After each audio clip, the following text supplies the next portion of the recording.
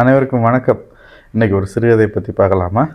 இன்றைக்கி நான் பேசுகிறதுக்காக தேர்ந்தெடுத்த சிறுகதை ஆசான். எழுதியவர் தெரிசை சிவா. பூணிகுளம் தாண்டி வீரவநல்லூர் செல்வதென்பது நடுச்சாமத்தில் இடுகாட்டிற்கு செல்வதற்கு சமமானது அப்படின்னு இந்த கதை தொடங்குது.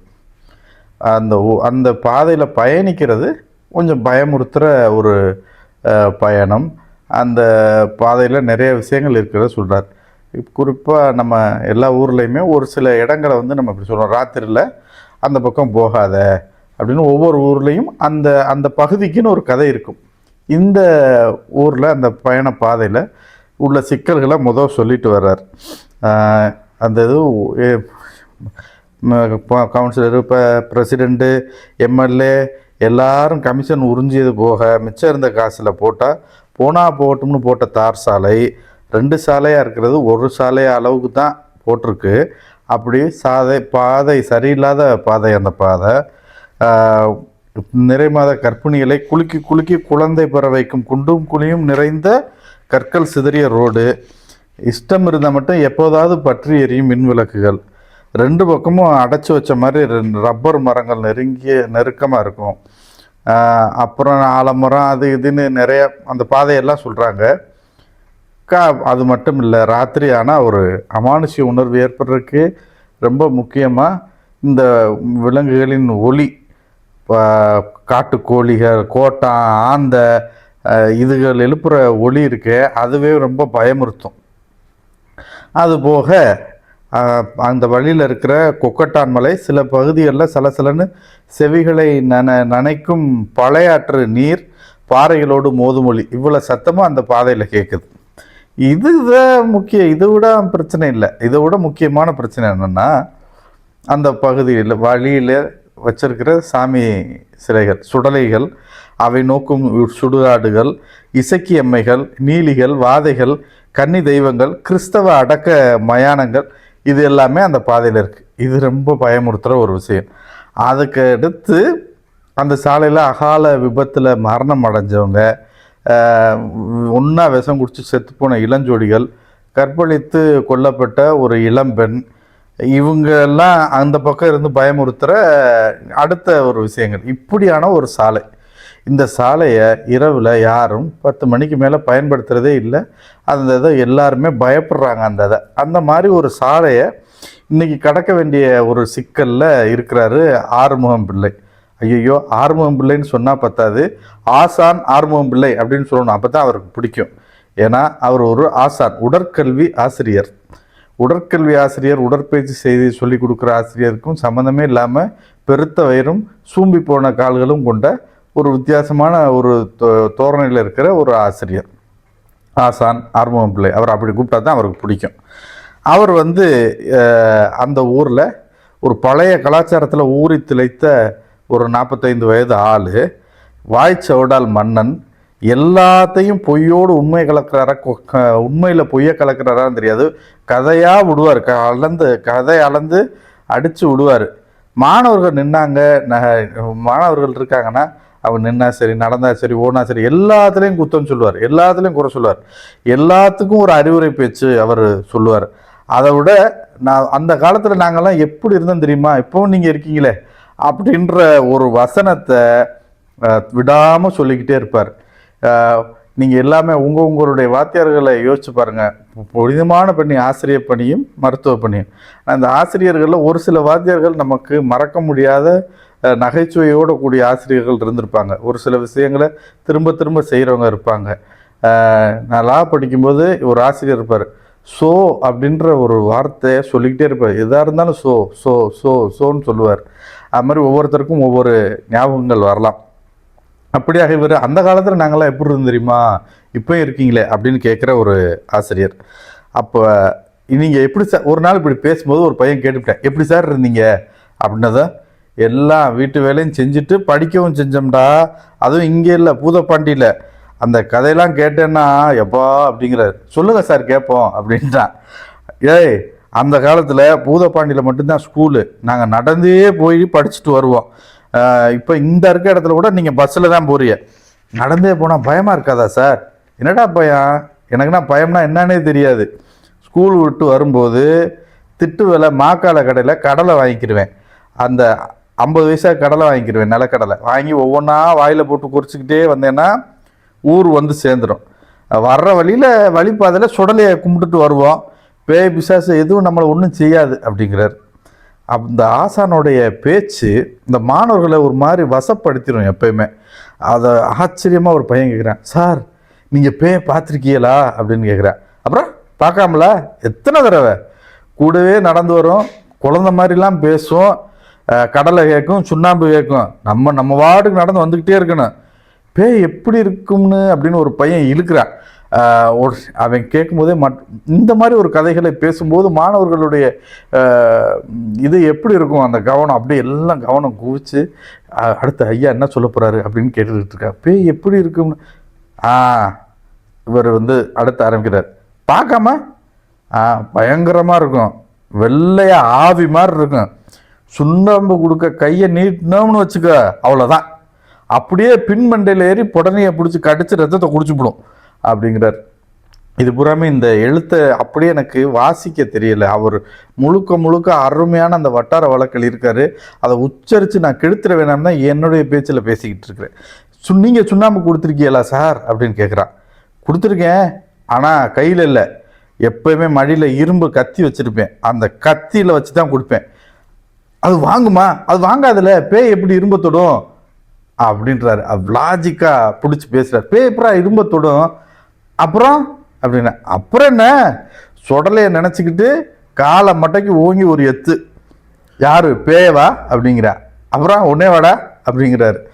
இந்த மாதிரி உரையாடல் தொடர எல்லா குழந்தைகளும் இந்த கதையில் கேட்டு ஆர்வமாக கேட்டு ஒரு பயத்தோடையே இருப்பாங்க. அந்த கதையை வந்து சொல்ல அந்த இவர் நடத்தின எல்லா பேட்ச் மாணவர்களும் இதே கதையை கேட்டிருக்கிறாங்க. அது எல்லார்ட்டையும் இவர் இந்த கதையை சொல்லியிருக்கிறார். இப்படிலாம் பிள்ளைங்களை பயமுறுத்துறதுனாலையோ என்னமோ இன்னைக்கு அவருக்கு ஒரு பயம் வந்துருச்சு. ஏன்னா அந்த சாலையை அவர் கடக்கணும்.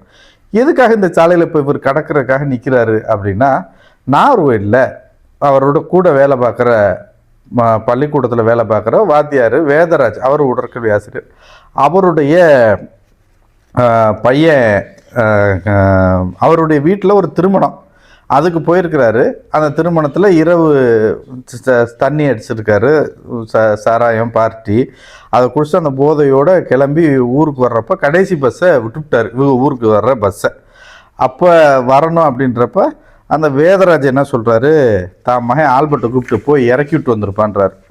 அவர் மகன் ஒழுங்காக இறக்கி விடத்தான் வந்திருக்கிறான். வந்தவனை இவர் ஒரு இடம் வரவும் நிறுத்திட்டு, தம்பி நீ போ, நான் பார்த்து போய்க்கிறேன் அப்படின்ட்டு அனுப்புகிறார். அவன் இல்லை வேணாம் அங்கிள், நான் விட்டுட்டு போயிடுறேன் அப்படிங்கிற அந்த பையன், இல்லை நான் பார்த்துக்கிறேன், இருட்டாயிடுச்சுல, விட்டுட்டு நீ தனியாக வரணும்ல, நான் பார்த்துக்கிறேன் போ, எனக்கு என்ன அப்படிங்கிறார். இதுக்கப்புறம் அவன் போயிடுறான். இறங்குனது இவர் இறங்கி அங்கனக்குள்ளேயே ஒரு ஓரமாக ஒன்றுக்கு இருந்துட்டு மிச்ச பாட்டில் தண்ணி இருக்குது சாராயம், அதையும் குடிச்சிட்டு அந்த பாட்டிலை தூக்கி குளத்துக்குள்ளே எரிஞ்சிட்டு, இந்த ஒரு சின்ன விஷயங்கள்ல இந்த ஆள் பொறுப்பற்ற ஒரு மனுஷன் அப்படின்னு தெரிஞ்சு போயிடும். குளத்துக்குள்ளே எரிஞ்சிட்டு நடக்க ஆரம்பிக்கிறார். பார்க்குறாரு, கத்தி இருக்குது, கண்ணாடி இருக்குது, வேகமாக நடந்துக்கிட்டு இருக்கார். அந்த வீரவநல்லூரை நோக்கி அந்த சாலையில் நடக்கிறாரு. அமாவாசை முடிஞ்ச 4வது நாள் 3ஆம் பிறை வந்து கொஞ்சம் வெளிச்சம் கொஞ்சம் தான் இருக்குது, கண் அவ்வளோவா தெரியலை. அதோட போதையில் வேறு இருக்கார்ல வாத்தியார். இப்போ உள்ளே போய்கிட்டு இருக்கிறாரு. அந்த பகுதியில் இருக்கிற பெரிய ஆலமரம்லாம் பாம்பு தலைகீழ பாம்பு பூரா தொங்குற மாதிரி விழுதுகள் தொங்கிக்கிட்டு இருக்கு. அந்த இருட்டில் அந்த ஆலமரம் அந்த விழுது தொங்குறது இதை பார்த்துட்டே வந்தால் சுடலைமாடன் கோயிலை தாண்டி அப்படியே இசக்கியம்மா கோயில், இசக்கியம்மா முகத்தில் மஞ்சள் சிவப்பு ரத்த சிவப்பு மஞ்சனை பூசிய இசக்கியம்மன் சிலை இதெல்லாம் இருக்குது. அதுக்கு முன்னாடி சுடலைக்கு முன்னாடி அந்த பக்கம் இடுக்காஞ்சட்டியில் உமிக்கிளியில் யாரோ நல்லெண்ணெய் ஊற்றி விளக்கேற்றிருக்கிறாங்க. பார்க்குறாரு ஆசான், இது யார் இந்நேரத்தில் விளக்கேற்றிருக்கிறா, ஏதாவது சுடுகாட்டு பூஜையாக இருக்குமோ அப்படிங்கிறாரு. இந்த மாதிரி யோசனையும் போதையும் அவரை ஒரு மாதிரி என்னமோ செய்யுது. வெள்ளெழுத்து கண்ணாடியை வேற, அந்த கண்ணாடியை போட்டதுனால ரொம்ப மங்களாக வேற தெரியுது. போயிட்டே இருக்கார். தட்டு பார்க்குறாரு, இரும்பு கத்தி இருக்குது, சரி நம்மளை ஒன்றும் செய்யாது அப்படின்னு நடந்து போயிட்டே இருக்கும்போது சுடலமாயிடம் கோயிலை தாண்டி கொஞ்சம் தள்ளி ஒரு நீண்ட நெடிய கருத்த உருவம் ஒன்று உட்காந்துருக்கு. கையில் ஒரு பெரிய 10 அடி நீளத்தில் ஒரு குச்சி வேற வச்சுருக்கு. இவரை பார்க்கவும் வேகமாக அந்த உருவம் எந்திரிச்சு அவர் முன்னாடி வருது. பார்த்தா அது யாரும் இல்லை, வெட்டியான் செவ்வாழை என்ற செவலை. அந்த அந்த சுடுகாட்டில் பூனா இருக்கிற வெட்டியான். ஆசானே என்ன இந்த நேரத்தில் அப்படின்னு நான் கேட்குறான். திரும்பி பார்த்தவருக்கு குப்புன்னு வேர்த்து போச்சு. நீயா ஆளை பயமுறுத்திட்டியாடா அப்படிங்கிறாரு. பயப்படக்கூடிய ஆளா நீங்கள் ஏன் ஆசானே அப்படின்னு அவன் திரும்ப கேட்குறான்.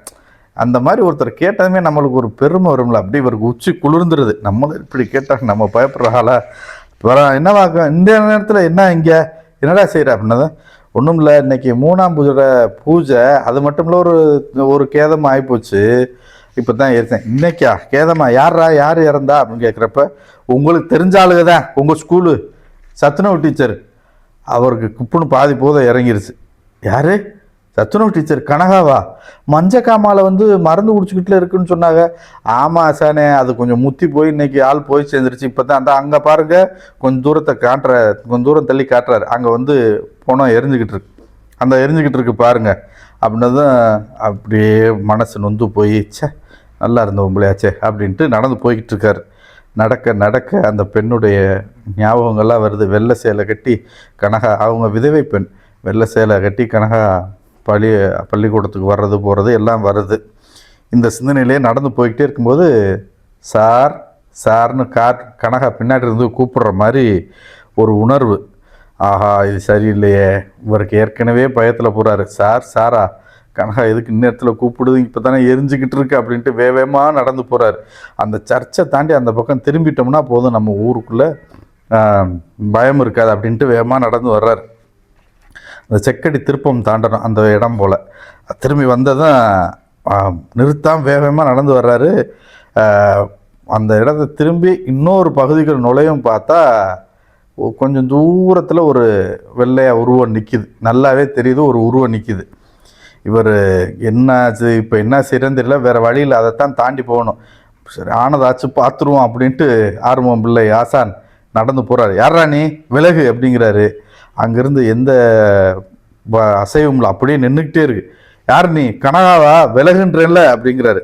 அது அப்படியே நின்றுக்கிட்டே இருக்கு, எந்த அசைவும்ல, அதை பாட்டு பார்த்துட்டே இருக்கு.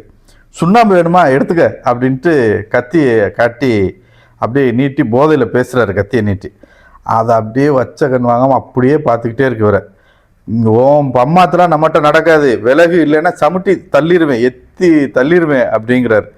அது டக்குன்னு கொஞ்சம் முன்னேறி ஆர்வம் பிள்ளையை நோக்கி நடந்து வர ஆரம்பிக்குது. நகர்ந்த மாதிரி தெரியுது இவருக்கு. தெரிஞ்சதும் இவர் சுடலமாடா காப்பாத்துன்ட்டு ஓங்கி ஒரு எத்து விடுறார் அந்த உருவத்தை. மறுநாள் அதுக்கடுத்து அந்த இடம் சீன் கட்டு. அடுத்து ஐதுருஸ் மருத்துவமனையில் வலது கால் ஒடிஞ்ச நிலையில் படுத்து கிடக்கிறாரு ஆறுமுகம் பிள்ளை. சோகமும் கோபமும் ஒன்று சேர முகத்தை வச்சுக்கிட்டு அவர் மனைவி ஆரஞ்சு பழம் ஜூஸ் பிழிஞ்சிக்கிட்டு இருக்கிறாங்க. வேதராஜ் அவர் மகனை கூப்பிட்டுக்கிட்டு வந்திருக்கிறாரு பார்க்க, நண்பரை பார்க்க. இப்போ பரவாயில்லையா ஆறுமுகம் அப்படின்னு கேட்குறாரு. அதெல்லாம் ஒன்றும் இல்லைப்பா, பரவாயில்ல, நல்ல இருட்டில் பார்க்காம வந்துட்டேன், பள்ளத்தில் விழுந்துட்டேன் அப்படிங்கிறாரு. விஷயம் கேள்விப்பட ரொம்ப கஷ்டமாயிடுச்சுப்பா, இவன்ட்ட திட்டுனேன், ஏன்டா இப்படி பண்ணேன்னு விட்டுட்டு வரேன். அவன் சொன்னாப்பா, நான் தான் அனுப்பி விட்டேன், அதுக்கு என்ன செய்யறது, நமக்கு நடக்கணும்னு இருக்கு அப்படின்னு அதை பையனையும் காப்பாற்றி சமாதானப்படுத்துகிறார் ஆசான். சரி அப்படின்ட்டு உடம்பு பார்த்துக்க அப்படின்ட்டு வேதராஜ் கிளம்பி போயிடுறாரு. கொஞ்சம் நேரம் கழித்து ஆரஞ்சு ஜூஸை அவங்க கப்பில் ஊற்றி அவங்க மனையை நீட்டிட்டு தண்ணி அடிச்சுட்டு புது வீட்டு மனைக்கு பிளாட்டு போடுற வீட்டு மனைக்கு கல் ஊண்டியிருக்காங்க, அளவு கல். அந்த அளவுக்கு நட்டிருந்த கல்லை, வெள்ளைக்கல்லை, வரிக்கல்லை, அதை எத்தி தான் கால் உடஞ்சி போச்சுன்னு அவங்ககிட்ட சொல்ல வேண்டியதானே அப்படிங்கிறாரு. அப்படின்னு அந்த அம்மா சொல்லுது. எதுக்கு பொய் சொல்லுதுவிய அப்படின்னு கேட்கவும், ஓ சோழி பாரடி அப்படின்ட்டு திட்டிட்டு வேகமாக வாங்கி ஆரஞ்சு ஜூஸை விட்டு எறிஞ்சிட்டு உட்காந்துருக்காரு ஆரம்பம் பிள்ளை கடுப்பில். கதை முடிஞ்சிடுது. ஐயோ, இந்த ஆசான் ஆர்வம் பிள்ளை கதையை நான் படித்து சிரித்தேன். ஏன்னா இப்படி பெருமை பேசுகிறவங்க நிறைய பேர் உண்டு. அப்புறம் ஏதாச்சும் ஒன்று நடந்த பிறகு அதை சமாளிக்கிறதுக்கு அவங்க சொல்கிற பொய்களாகட்டும், அந்த ஆசான் அப்படின்ற பேரை வச்சுட்டு அந்த ஒரு வாத்தியாரை பற்றி சொன்ன கதையில் நம்ம எல்லாருமே நமக்கு தெரிஞ்ச ஒரு நகைச்சுவையான ஒரு ஆசிரியரை நினச்சி பார்க்கும்படி இருக்கும். இப்படி ஒரு நகைச்சுவையோடு கலந்த எழுத்து தான் தெரிசு சிவாவோட எழுத்து. இன்றைக்கி அவர் எழுதிய ஆசான் என்ற சிறுகதை வாசித்ததில் எனக்கு ரொம்ப மகிழ்ச்சி. நன்றி, வணக்கம்.